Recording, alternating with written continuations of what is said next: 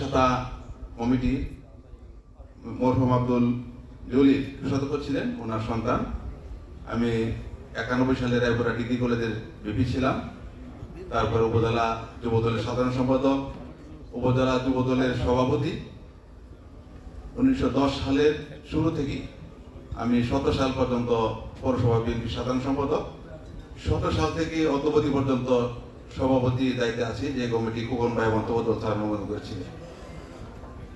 আমি অত্র কমিটিতে আমাকে তথ্য এবং গবেষণা বিষয়ক সহ সম্পাদক রেখেছেন, আমার পেশার সাথে মিলিয়ে দিয়েছেন, এজন্য আমি অনেক ধন্য।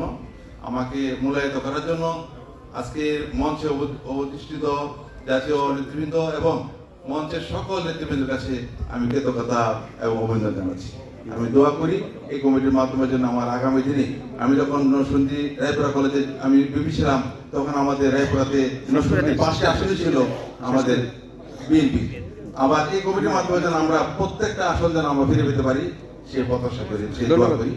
আর আমার কমিটির রায়পুরা পৌরসভা